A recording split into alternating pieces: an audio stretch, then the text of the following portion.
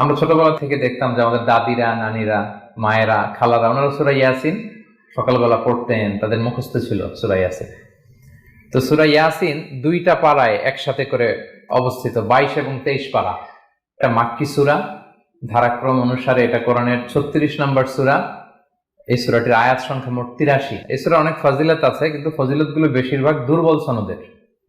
তো এখন সূরা ইয়াসিন বেশি বেশি তেলাওয়াত করবেন তো নাকি? মাশাআল্লাহ, ঠিক আছে। মাক্কি সূরাগুলোর মূল প্রতিপাদ্য বিষয় হচ্ছে তাওহীদ, রিসালাত, আখিরাত। মাক্কি সূরাগুলো সাধারণত তাওহীদ, রিসালাত এবং আখিরাত নিয়ে কথা বলে। সূরা ইয়াসিনও তার ব্যতিক্রম নয়। এই সূরারও মূল কথা তাওহীদ, রিসালাত এবং আখিরাত। বিশেষ করে পুনরুত্থান, পুনরুজ্জীবন, the concept of resurrection, life after death, মৃত্যুর পরে যে আবার আমরা জাগবো ঘুম থেকে, আবার জীবন হবে, আবার বিচার হবে, এটা বিশ্বাস হয় আপনাদের? হ্যাঁ, মক্কার লোকদের বিশ্বাস হতো না। তারা অবাক হয়ে শুনতো রাসূল সাল্লাল্লাহু আলাইহি ওয়াসাল্লামের কাছ থেকে যে বলে কি, আমরা মরে যাব, পচে যাব, গলে যাব, জীর্ণ শীর্ণ হয়ে যাব, আমাদের হাড্ডি খুঁজে পাওয়া যাবে না, অস্তিত্ব পাওয়া যাবে না, আবার আমরা নাকি জীবিত হব, আবার নাকি উঠবো, আবার বিচার, আবার কি কি বলে মুহাম্মদ। তারা মিলাতেই পারতো না এটা। এজন্য তাদের কাছে দ্য কনসেপ্ট অফ আখিরা, life after death, specially the concept of রেসারেকশনটাকে ক্লিয়ার করার জন্য আল্লাহ তাআলা এই সূরাটা নাযিল করেছেন। তাহলে এই সূরার সেন্ট্রাল থিম, মূল প্রতিপাদ্য বিষয় হচ্ছে পুনরুজ্জীবন বা পুনরুত্থান, মানে আবার যে আমরা পুনরায় উঠবো। বিশ্বাস হয় আপনাদের? হ্যাঁ, এটা কিন্তু মহাসত্য, বিশ্বাস রাখতে হবে আমাদের যে না, মরে গেলে সাময়িক দেখা যায় পচে যায়, কিন্তু আবার আমরা উঠব। যত দিন যায় সহজ হয় কোরআন বোঝা আমাদের জন্য। বিজ্ঞানের আবিষ্কারের কারণে কোরআন বোঝা সহজ হয় এবং মিলে যাচ্ছে সবকিছু। তাহলে এটা হচ্ছে 1 নম্বর লেসন সূরা ইয়াসিন থেকে, যে কোরআনের সব ভার্সেস গুলা আর পারফেক্টলি কানেক্টেড, ইন্টারকানেক্টেড। 1 নম্বর। 2 নম্বর হচ্ছে সূরা ইয়াসিনের 10 নম্বর আয়াতে আল্লাহ তাআলা বলেছেন, ওয়াসাওয়াউন আলাইহিম আনযারতাহুম আম লাম তুনজিরহুম লা ইউমিনুন। হে নবী, আপনি তাদেরকে ওয়ার্নিং দেন আর না দেন সমান সমান, কাজ হবে না। এর কারণ হচ্ছে জেনে বুঝে যদি কেউ সত্যকে প্রত্যাখ্যান করে, তার অন্তরে আল্লাহ মোহর মেরে দেন। জেনে বুঝে সত্যকে প্রত্যাখ্যান করলে, আমি বুঝি নাই, আমি শুনি নাই, আমি জানি নাই, এটা আল্লাহ মাফ করবে। আমি কনভিন্স হই না, এই জন্য মানতেছি না, কিন্তু আমি জানি এটা সত্য, এরপরেও যদি সত্যটা গ্রহণ না করি, তাহলে কার মুক্তি আছে বলেন তো? না, তাহলে মুক্তি নেই। এজন্য যারা সত্যান্বেষী তাদেরকে আল্লাহ পছন্দ করেন। ভুল করে না এরকম কোন মানুষ নাই পৃথিবীতে। সবাই আমরা ভুল করি, সবার ভুল হয়, এটাতে কোনো অসুবিধা নেই। কিন্তু জেনে আমি সত্যকে মানবো না, এটা আল্লাহ কখনো মেনে নেয় না। অন্য আয়াতে সূরা বাকারা আল্লাহ বলছেন, খাতামাল্লাহু আলা কুলুবিহিম ওয়া আলা সামঈহিম ওয়া আলা আবসারিহিম গিশাওয়া ওয়া লাহুম আযাবুন আযীম। যারা জেনে বুঝে সত্যকে মানে না, নেগলেক্ট করে, তাদের অন্তরে আল্লাহ সিল গালা মেরে দিয়েছে, কর্ণকুহরে ছিপি ঢুকিয়ে দিয়েছেন, চোখের সামনে পর্দা, আর কিছু দেখে না। কারণ ওরা সত্যটা মানতে চায়, নিয়তি করে ফেলছে যে আমি মানবো না। কেউ যদি নিয়ত করে ফেলে দেন আমি বুঝবো না, যত বুঝায় তারা বুঝানো যাবে। আমরা বাংলা একটা কথা বলি না, যে ঘুমিয়ে থাকলে তাকে জাগানো সহজ, কিন্তু ঘুমের ভান ধরে আছে, ওরা তো ধাক্কা মারতেছি, টানতেছি, ওকে উঠবে ঘুম থেকে না। 2 নম্বর শিক্ষাটা আমরা যেটা পেলাম, যে জেনে বুঝে সত্য প্রত্যাখ্যান করলে আল্লাহ তার জন্য হেদায়েত বরাদ্দ রাখেন না। এজন্য আমরা আমাদের বাকি জীবনটুকু আমরা এই মেন্টালিটি, মাইন্ডসেট যেন আমাদের থাকে, যে সত্য দেখলেই আমরা মানবো, যেখানেই সত্য ওইটাই আমি গ্রহণ করবো। কি বলেন? এটা যদি আমার বিরুদ্ধে যায়,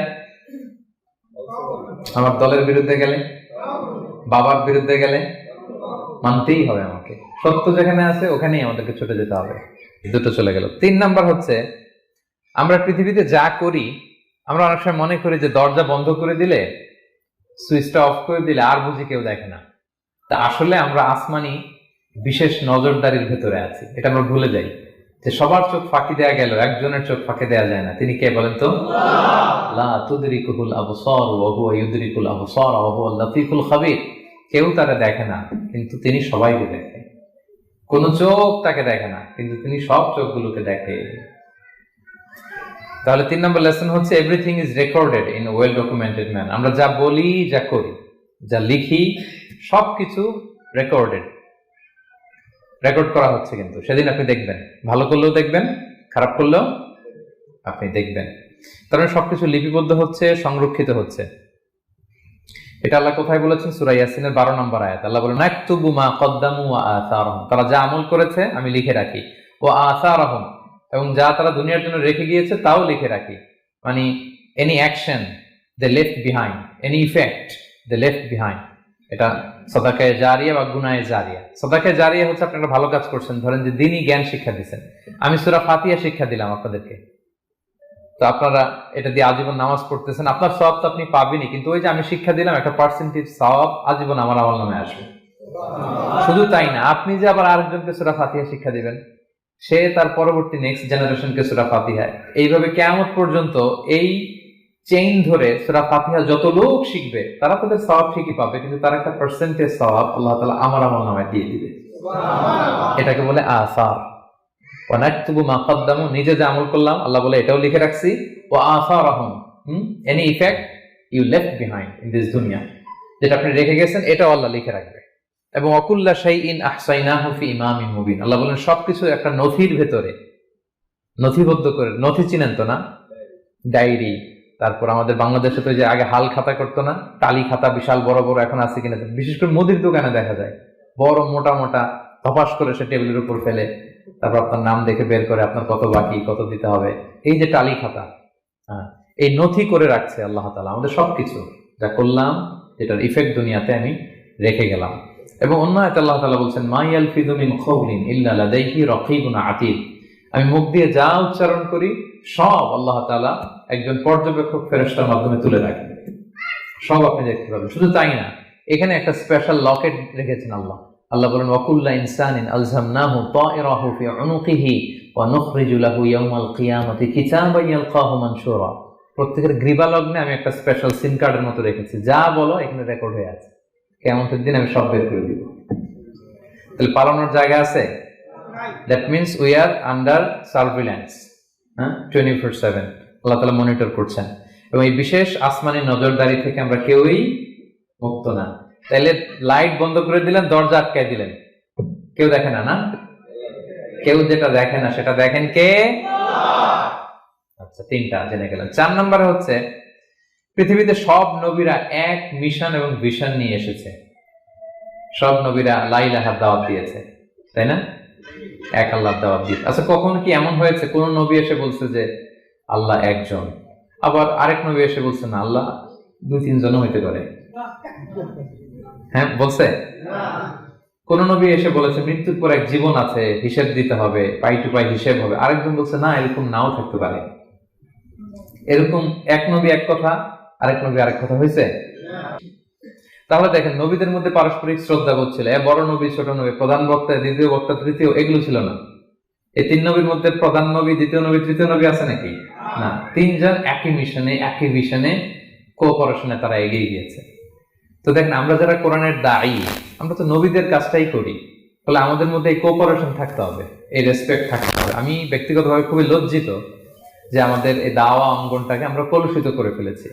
আমরা অন্য আলেমকে, অন্য দায়ীকে তুচ্ছ করা, তাচ্ছিল্য করা, ছোট করা, হেয় করা, তাকে বাতিল করা, নাকচ করা, এরকম আমরা করে থাকি। আমি একাই ইসলামের মুখপাত্র, আমি যা বলবো এটাই, এটা ঠিকাদারি আমার কাছে, এরকম একটা মেন্টালিটি আছে না? এটা নবীদের মাইন্ডসেট এরকম ছিল না। ওনারা কোঅপারেশনে, কোলাবোরেশনে কাজ করতেন, পার্টনারশিপে, একে অপরের প্রতি রেসপেক্ট ছিল। কোন নবী আরেক নবী বিসৎকার করে নাই, কিন্তু আমরা এক দায়ী আরেক দায়ীকে কাফের বলতেও তো আমরা দ্বিধাবোধ করি না, কি বলেন? আল্লাহ তাআলা আমাদের বোঝার তৌফিক দান করুন। 5 নাম্বার, নবীদের কাজ হচ্ছে আল বালাগুল মুবিন, ক্লিয়ার কমিউনিকেশন, শুধু পৌঁছে দেয়া, বাণীবাহকের কাজ করা। আল্লাহ তাআলা বলছেন ওমা আলাইনা ইল্লাল বালাগুল মুবিন। ওই 3 জন নবী যখন বুঝালেন, তারা এলাকাবাসী মানে না, রিজেক্ট করলো, কিন্তু তারা বললো যে আমাদের কাজ হচ্ছে পৌঁছে দেওয়া, মানবা কি মানবো না এটা তোমাদের কাজ। আমাদের কাজ কি? আল বালাগুল মুবিন, কোরআনিক টার্মিনোলজি, মানে হচ্ছে ক্লিয়ার কমিউনিকেশন, আমাদের কাজ পৌঁছে দেওয়া, এর বেশি কিছু না। আমরা অনেক সময় একটু জবরদস্তি করতে চাই, জোরাজুরি করতে চাই, এই নামাজ পড়ো না কেন, তাকে জোরাজুরি করা, দাঁড়িয়ে রাখানো, জোরাজুরিতে বেশি কাজ হয় না। আপনি পাওয়ারফুল মেসেজ দিবেন, ইনফ্লুয়েন্স করবেন, এতেই আল্লাহ হেদায়েত দিবে, কারণ হেদায়েতটা নিয়ন্ত্রণ করেন একমাত্র কে? আল্লাহ। আর কারো হাত নাই, এমনকি নবীরও না। কোন নবীও চাইলে কাউকে হেদায়েত দিতে পারে? আল্লাহ হাবিব সাল্লাল্লাহু আলাইহি ওয়াসাল্লাম মক্কাবাসীদের পেছনে ঘুরতে ঘুরতে পেরেশান, উনি তো রহমতের নবী, উনি ভাবতেছিলেন হায়রে একটু যদি আমার কথা মানতো তাইলেই তো জাহান্নাম থেকে বেঁচে যায়। আর একটু দাওয়াত দেয়, সকালে দেয়, দুপুরে দেয়, বিকেলে দেয়, রাতে দেয়। তাদের পিছনে ঘুরতে ঘুরতে রাসূল সাল্লাল্লাহু আলাইহি ওয়াসাল্লাম পেরেশান হয়ে যেতেন। আল্লাহ তাআলা সূরা কাহফে আয়াত নাযিল করলেন, ফালা আল্লাকা বাকিউন নাফসাকা আলা আসারিহিম ইল্লাম ইউমিনু বিহাদাল হাদীথি আসাফা। নবী, ওরা যদি শুনতে না চায়, আপনি তো ওদের পিছনে ঘুরতে ঘুরতে পাগল হয়ে যাচ্ছেন বোধহয়, না রেখে দেন, মানলে মানুক, না মানলে নাই। হেদায়েত দেওয়ার মালিক হচ্ছে আমি। ফাযাক্কির ইন্নামা আনতা মুযাক্কির, আপনি শুধু স্মরণ করিয়ে দেন, উপদেশ দেন। লাস্তা আলাইহিম বিমুসাইতির, আপনি বল প্রয়োগ করতে আসেন, আপনাকে দারোগা বানাই পাঠাইনি আমি, আপনি শুধু পৌঁছে দিবেন ইনশাআল্লাহ। 7 নাম্বার লেসন হচ্ছে, এই পৃথিবীর সবকিছু আইন মানে কার বলেন তো? আল্লাহর। ইচ্ছায় অনিচ্ছায় সবকিছু আল্লাহর আইন মানে, আমরা ছাড়া শুধু। আকাশ, জমিন, বাতাস, বৃষ্টি, মেঘমালা, পাহাড়, সাগর, নদী, সূর্য, চন্দ্র, সব আইন মানে কার? আল্লাহর আইন মানে। সে কথা আল্লাহ বলছেন, ওয়াশ-শামসু তাজরি লিমুস্তাকাররিন লাহা, আমি সূর্যের জন্য একটা গতিপথ দিয়েছি, কক্ষপথ, অক্ষপথ, সে ওইদিকেই ঘুরে, ওরা ঘুরতে বলছে ও ঘুরে, এর কোনো ব্যত্যয় নাই। যালিকা তাকদীরুল আজিজিল আলিম, এটা আমি আল্লাহ ফিক্স করে দিয়েছি। ওয়াল কামারা কাদ্দারনাহু মানাজিলা হাত্তা আদা কাল উরজুনিল কাদিম, আর চাঁদকে আমি 30টা মঞ্জিল দিয়েছি। দেখবেন চাঁদ কিন্তু এক জায়গায় উদিত হয় না, 30 দিনে 30 জায়গায়, পুরো মাস ব্যাপী এদিক থেকে ওদিকে শুধু ঘুরে। এটা আল্লাহ ফিক্স করে দিয়েছে, এটা ওর বিধান। আমাদের জন্য কোরআন বিধান হিসেবে দিয়েছে, আমরা মানি না, কিন্তু প্রত্যেক প্রাণীর জন্য, সৃষ্টির জন্য যে বিধান আল্লাহ ফিক্স করেছেন ওরা ওইটাই মানে, একটু একচুল পরিমাণ ডান ব্যয় করে না। সুবহানাল্লাহ, সুবহানাল্লাহ। সো জগতের সবকিছু আল্লাহর দেয়া বিধান মেনে চলে, কারণ গোটা জগৎটাই তো তার। গোটা জগৎটা কার বলেন? ফলে আইনও চলবে তার। আমরা যেন আল্লাহর সবগুলো আইন মেনে চলি। 8 নাম্বার হচ্ছে, এই যে আমরা জান্নাতের কথা শুনি, কিয়ামতের কথা শুনি, আখিরাতের কথা শুনি, একদিন আমরা এটা চাক্ষুষ দেখতে পাবো, তখন আমাদের এই বিশ্বাসটা আরো প্রগাঢ় হবে। মৃত্যুর পরে যে আমাদের লম্বা ঘুম, এই আমাদের নিদ্রা ভঙ্গ যেদিন হবে, সেদিন আমরা সব দেখতে পাবো, চাক্ষুষ কিয়ামতের সবকিছু।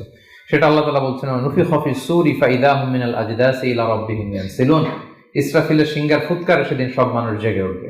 আপনারা ইসরাফিল আলাইহিস সালামের নাম শুনেছেন? কে উনি? একজন ফেরেশতা। উনি বড় একটা সিংগায় ফুৎকার দিবেন।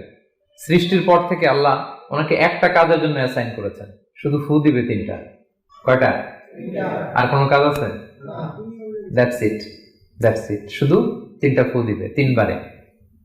ঠিক যে মুহূর্তে আপনারা এখন কথা শুনছেন, এই মুহূর্তে উনি ওই ট্রাম্পিট সিংহা নিয়ে আরশের দিকে তাকায় আছে, কখন আল্লাহর আদেশ আসে, 1 সেকেন্ডের জন্য দেরি না, চোখের পলক যাতে দেরি না হয়ে যায়, তাকিয়ে আছেন উনি।